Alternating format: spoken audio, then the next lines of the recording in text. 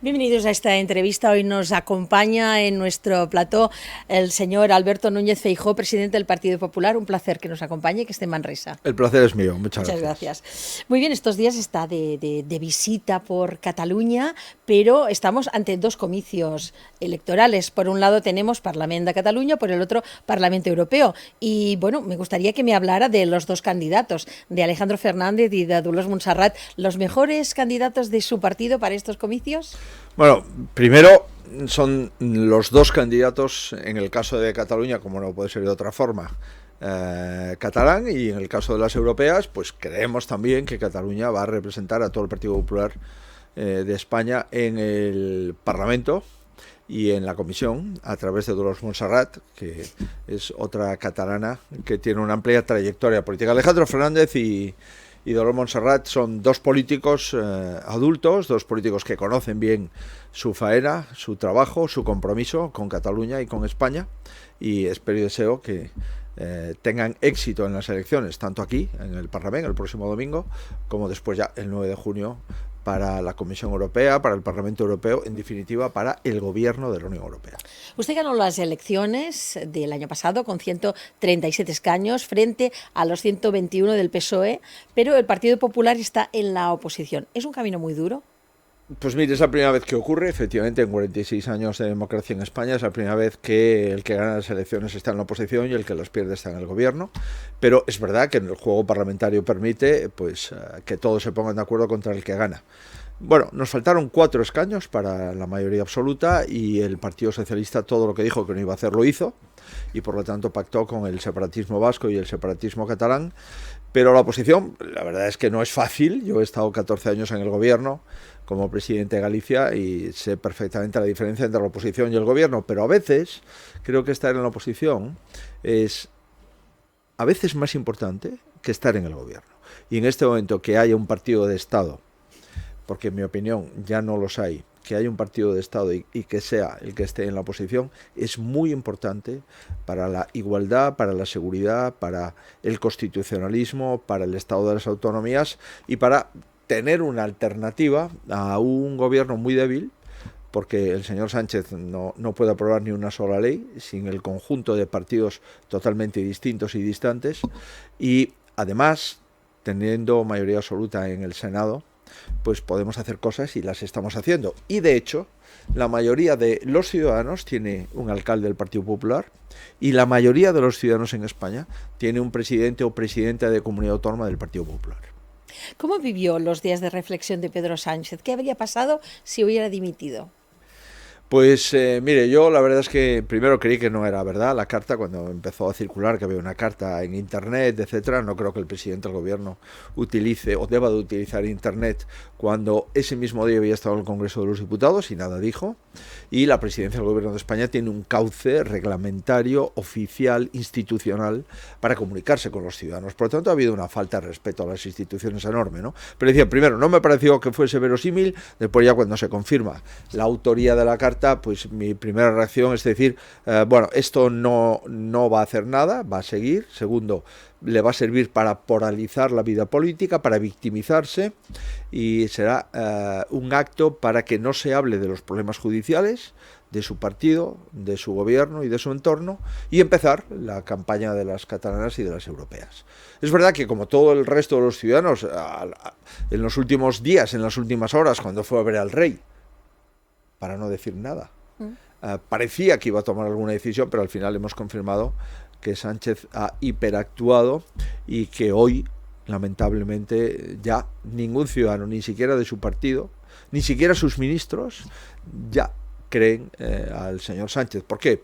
Pues porque ha manipulado a todos los ciudadanos, ha engañado a su partido y ha desinformado a su gobierno. De hecho, usted hablaba de la mayoría en el Senado del Partido Popular y parece ser que el debate que habrá el 14 de mayo en el Senado con el veto del PP hacia la ley de amnistía, una ley que entonces volverá al Congreso. ¿Qué va a suceder? Pues mire, los letrados del Senado han advertido de la inconstitucionalidad de esa ley, han hecho un informe, lo han firmado, lo han entregado a los grupos, diciendo que hay 16 supuestos de inconstitucionalidad. Una cosa parecida a lo que hicieron los letrados del Parlamento de Cataluña cuando advertían en varias ocasiones que determinados textos que se sometían a las votaciones en el Parlamento de Cataluña eran en contra del Estatuto y contra la Constitución, ¿no? Por tanto, lo que hará el Senado es simplemente no entrar en ese texto, devolverlo a la Cámara y vetarlo. ¿Qué hará el gobierno en el Congreso, donde gracias al separatismo vasco y catalán puede aprobar esa ley? Pues lógicamente hará lo que le interese, ¿no? Sánchez depende del separatismo catalán y vasco. Sin ellos no es presidente del gobierno. Por consiguiente, querrá seguir como presidente de gobierno y le pedirá el voto y, lógicamente, pues a los políticos que le beneficia la ley, a los políticos que han redactado el Código Penal para beneficiarse ellos mismos, a los políticos que no son iguales ante la ley porque se consideran de una casta superior con un privilegio que no tienen el resto de los ciudadanos, pues votarán a favor y probablemente el Tribunal Supremo pueda presentar una cuestión ante el Tribunal Superior de Justicia de la Unión Europea y probablemente entre el Tribunal Supremo y el Tribunal de la Unión Europea puedan dejar sin efecto esa ley. Con lo cual se le volverá a engañar al pueblo de Cataluña, volveremos otra vez a la casilla de salida y volveremos a tener un lío superior al que teníamos antes de aprobar esa ley, que el Partido Socialista, como se sabe, y el PSC en particular, siempre dijeron antes de las elecciones generales que era una ley inconstitucional y que por tanto el PSC, el PSOE, nunca le iba a apoyar. Al final han comprado la investidura del presidente Sánchez y el pago es hacer una ley que a todas luces no cumple los requisitos básicos del ordenamiento jurídico y por lo tanto entendemos que es una ley ilegal. Precisamente el Partido Popular han hablado de fractura social en Cataluña debido al procés. Usted ha hablado que uno de los objetivos del PP es unir la sociedad catalana. ¿Cree que es posible? Sí, es fundamental, sobre todo si nos comprometemos exclusivamente a ello, ¿no? Como les decía, yo he sido presidente de Galicia 14 años. Mi objetivo no es dividir la sociedad gallega ni fracturarla. Mi objetivo no es romper la unidad del pueblo, ¿no? Cada uno puede pensar lo que quiera, puede tener el sentimiento que quiera, puede tener la sensibilidad que considere oportuna, pero hay una cosa fundamental y es que el presidente de una comunidad autónoma es el representante ordinario del Estado en esa comunidad autónoma. Y cuando prometimos o juramos ese cargo, estábamos prometiendo representar al Estado en la comunidad autónoma. Segundo, el presidente, cuando promete o jura el cargo, pues compromete cumplir la Constitución española y el Estatuto de Autonomía. Bueno, es evidente que esta promesa o juramento ha sido falsa, se ha falseado a la realidad y en consecuencia vivimos en una situación pues que debemos de pasar página, ¿no? Nuestro planteamiento en estas elecciones es, oiga, verá usted, mire, nosotros no somos separatistas. Nosotros somos perfectamente conscientes de las especificidades, de las identidades, de la cultura, de las lenguas en Cataluña. Y, por supuesto, las vamos a proteger, las vamos a defender, pero no le vamos a obligar al pueblo catalán a elegir entre la Constitución o el Estatuto. No le vamos a obligar a elegir qué forma de separarse o de dividirse tienen del resto de España. No le vamos a obligar en ningún caso a decidir si solamente pueden utilizar una lengua, el castellano o el catalán, cuando las dos lenguas son lenguas españolas, ¿no? Por consiguiente, tenemos un planteamiento muy claro, no al proceso, finalicemos el proceso, hablemos de los problemas de los catalanes, hablemos de los problemas de la falta de gestión del agua y esta sorprendente sequía que está padeciendo Cataluña. Hablemos de por qué Cataluña tiene un porcentaje de criminalidad, de hurtos, de robos y de inseguridad ciudadana muy superior al resto de España. Hablemos por qué Cataluña es el lugar donde más viviendas ilegales se ocupan, más viviendas se ocupan de forma ilegal.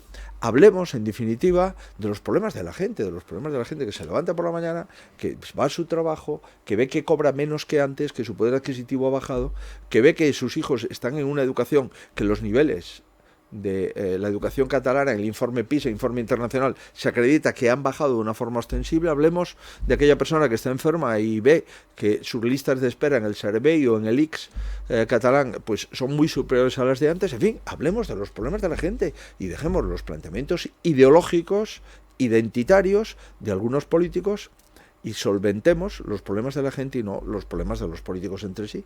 Y hablemos también, por ejemplo, de la nueva financiación de Cataluña, que es uno de los temas que más se debate estos días. Ustedes tienen, desde el Partido Popular, otra forma, otra mirada de cómo tendría que ser esta financiación, ¿no es así?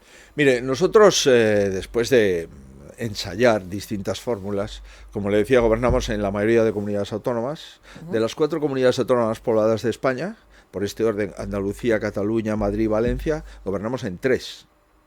Gobernamos en Andalucía, en Cataluña y en Valencia. También gobernamos en la 5ª comunidad más poblada, que es Galicia, gobernamos en Castilla y León, en Cantabria, gobernamos en Baleares, gobernamos en Canarias, gobernamos en Extremadura, gobernamos en Ceuta, gobernamos en Melilla, en fin, gobernamos en la mayoría de las comunidades autónomas, ¿no? Y hemos visto que haciendo unos impuestos más asequibles, más accesibles, la gente consume más y en consecuencia no recaudamos menos. Sí. Un padre le puede dejar a un hijo un dinero para comprar una vivienda antes de morirse, pues se reactiva el mercado y no se cobran impuestos por esa donación. Si en el momento en el que se muere un familiar resulta que el dinero, el esfuerzo, el ahorro que ha conseguido durante toda su vida se lo puede pasar a sus hijos o a sus hijas sin pagar impuestos, pues pensamos que eso incentiva el ahorro. En definitiva, si bajamos el impuesto de la renta en lo que se refiere al tramo autonómico, porque Cataluña es el que más alto lo tiene de todas las comunidades autónomas, pues vamos a mejorar también el consumo, ¿no? Y además la administración del Estado y la administración de comunidades autónomas han recaudado más que nunca. ¿Y por qué? Porque han subido mucho los precios de los alimentos en los últimos 3 años han subido más de un 30%, y si usted mantiene el IVA al 21% o al 10% los alimentos y resulta que han subido un 30%, ha recaudado usted más que nunca. Si a usted le suben un poco el salario, pero la inflación supera a lo que le ha subido a usted el salario, usted ha perdido poder adquisitivo. Y esto es lo que ha pasado, ¿no? Hemos perdido poder adquisitivo, hemos perdido productividad en nuestras empresas, el gobierno central y las comunidades autónomas han recaudado más que nunca y hoy tenemos más pobreza que nunca. Consultado los datos de Cataluña, de cada 4 catalanes, 1 vive en riesgo de pobreza. Oiga, no me diga usted que esto es la bonanza económica, ¿no? No, al contrario.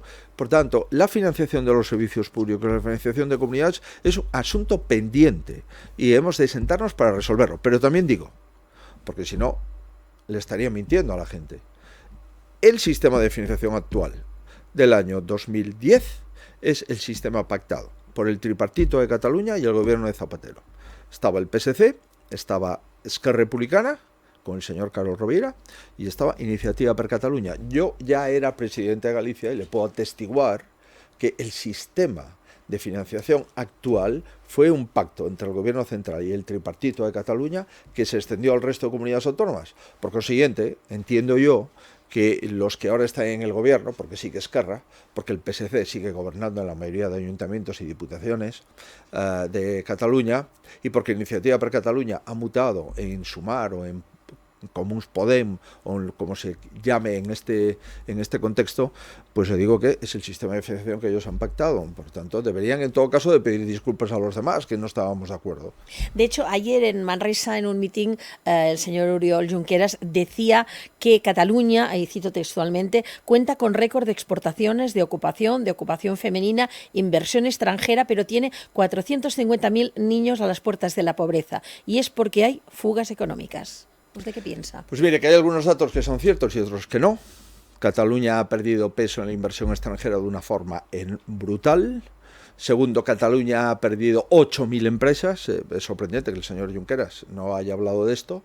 No. Es la primera vez que hay un éxodo masivo de grandes compañías catalanas que se han ido de Cataluña por el procés. Y con todos los respetos, mire, si cogemos los datos del paro, y si usted trabaja en esta cadena, en esta televisión, un día a la semana, usted es fija discontinua y no está en el paro. Pero no trabaja usted 5 días a la semana, no, 1 a la semana. Fija discontinua y no está en el paro. Y si eso se considera ocupado, comprenderá usted que esa estadística nada tiene que ver con la estadística anterior. Si además usted está afiliado a la Seguridad Social por ese día, usted aparece como afiliado a la Seguridad Social. Pero es que solamente está 4 días afiliados al mes. Por consiguiente, cuando ve usted la estadística bien hecha, la estadística homogénea sobre el anterior, ahora el contrato que antes se llamaba temporal, ahora se llama fijo discontinuo, el temporal aparecía en el paro, el fijo discontinuo no.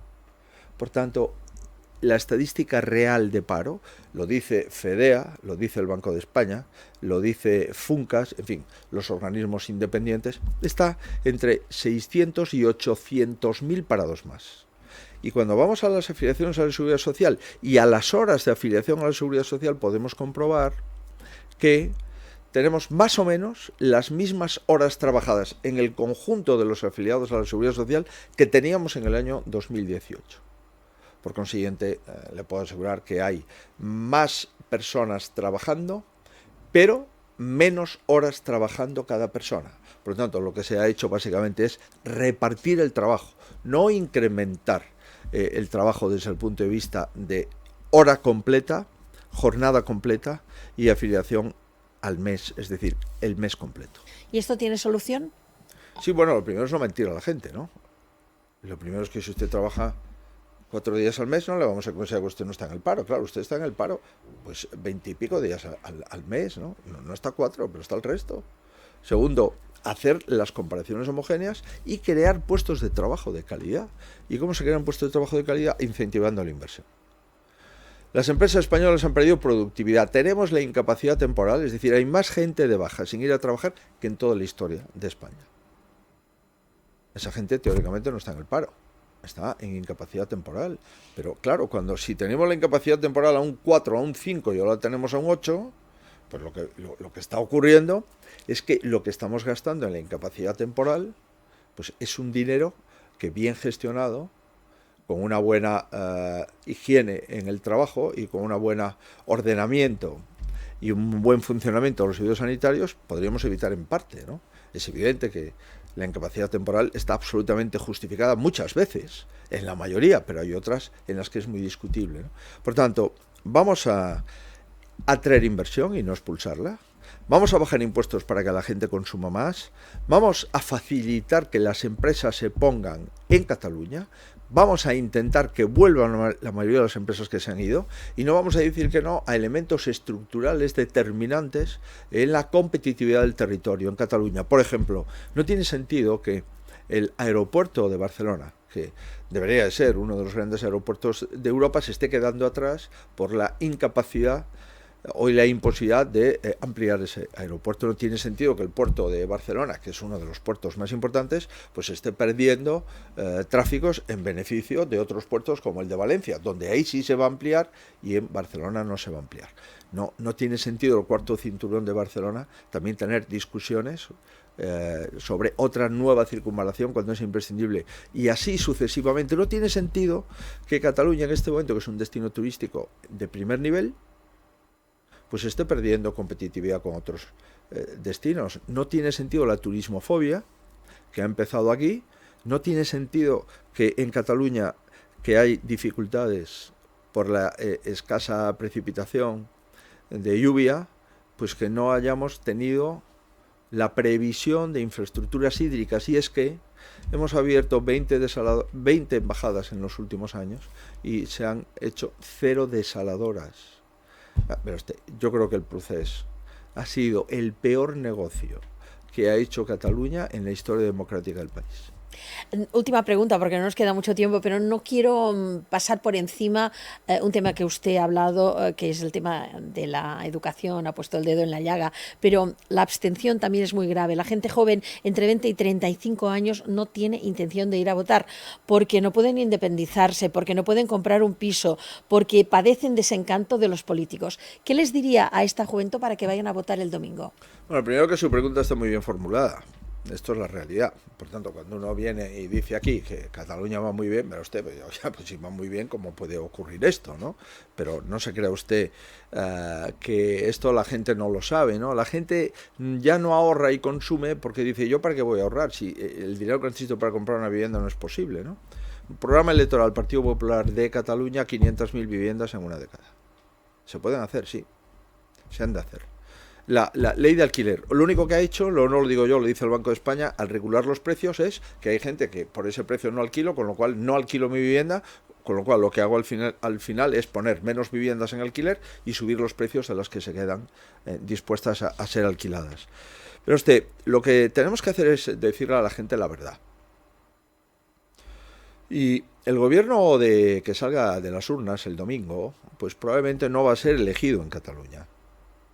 Por tanto, el gobierno de Cataluña, que no sea elegido en Cataluña, sino que sea elegido en Madrid, es la primera enmienda a la totalidad a los planteamientos separatistas y socialistas. ¿Por qué? Pues porque aquí todo irá en función de lo que necesite el señor Sánchez para seguir siendo presidente del gobierno de España. Y sin el voto separatista, el señor Sánchez no va a ser presidente del gobierno de España, porque no ha ganado las elecciones, como usted y yo comentábamos inicialmente, ¿no? Por tanto, aquí lo que diga, con todos los respetos, el señor Illa, no tiene mayor importancia, porque no se trata de lo que diga Illa, ni de lo que decida Illa, se trata de lo que necesite Sánchez. Y al final el independentismo le ha facilitado el gobierno a Sánchez en Madrid, y lógicamente querrá cobrar esa entrega diciendo, oiga, y ahora voy a gobernar yo en Cataluña. Por tanto, yo lo que planteo es, mire, en las últimas décadas en Cataluña han gobernado 3 partidos, PSC, Esquerra y Junts. Pues no parece muy razonable, si queremos que las cosas cambien, volver a votar a los responsables de la situación. Si queremos más procés, podemos votar a los separatistas. Si queremos a aquellos que necesitan a los separatistas para mantenerse en el gobierno, podemos votar al PSC. Ahora bien, si lo que queremos es que las cosas cambien, tenemos que cambiar el voto. Y por eso pedimos un voto para un partido no separatista. Nosotros no somos separatistas, al contrario, somos autonomistas, somos constitucionalistas. Creemos que Cataluña es una parte fundamental de nuestro país y lo ha sido así durante 500 años, y lo que le planteamos a los catalanes es una hoja de ruta para empezar a observar cada problema y buscar una solución. El problema de la vivienda, si tenemos suelo y si no lo tenemos que crear, tenemos que construir 500.000 viviendas y finalizar con esta ley de arrendamiento. Segundo, el problema de las ocupaciones ilegales, en 24 horas tenemos que desalojaremos, modificar las leyes procesales y la ley de arrendamientos y cualquier otra ley de propiedad horizontal, cualquier otra que suponga la desocupación inmediata de una vivienda. No podemos empadronar a una persona que no tenga un contrato de alquiler de una vivienda, porque si no lo que estamos haciendo es un fraude de empadronamiento.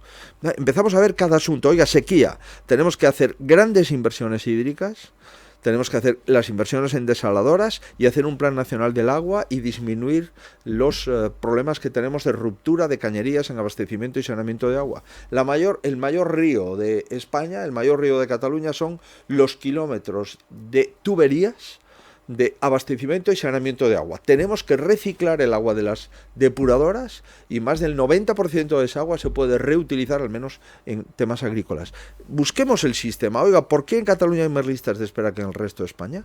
¿Por qué la educación en Cataluña tiene menos calidad, hay más abandono escolar y hay menos comprensión lectora que en el resto de España? Y así cada uno de los temas de las familias, de los trabajadores, y buscando la solución, como se hizo en Cataluña durante las primeras décadas de la autonomía. Por tanto, volvamos otra vez a que Cataluña funcione y que Cataluña no sea una moneda de cambio entre el Partido Socialista y los separatistas.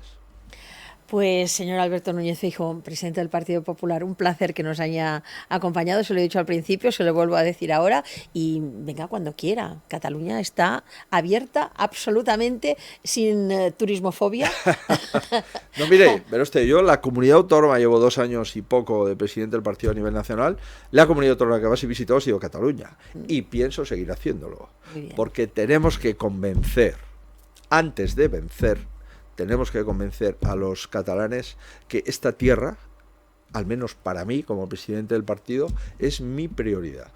Porque vengo de una tierra donde el Partido Popular gana las elecciones de forma constante y continua, y porque además la mayoría de las comunidades autónomas de España, como comentábamos, también las gana el Partido Popular. Por tanto, tenemos que hacerles ver al conjunto de los catalanes, de ustedes, que somos un partido útil, que yo hablo gallego, y lo hablé durante toda mi vida, y todas mis actuaciones institucionales eran en gallego. ¿Cómo no voy a respetar el catalán? Pero por supuesto que en Galicia se estudia en gallego y en castellano. Y yo quiero que en Cataluña los chavales también estudien las dos lenguas.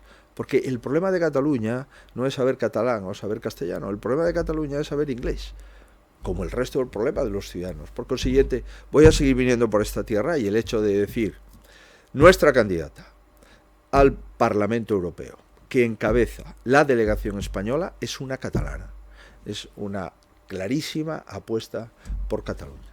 Muchísimas gràcies. Gràcies. Fins al proper programa. Adéu-siau.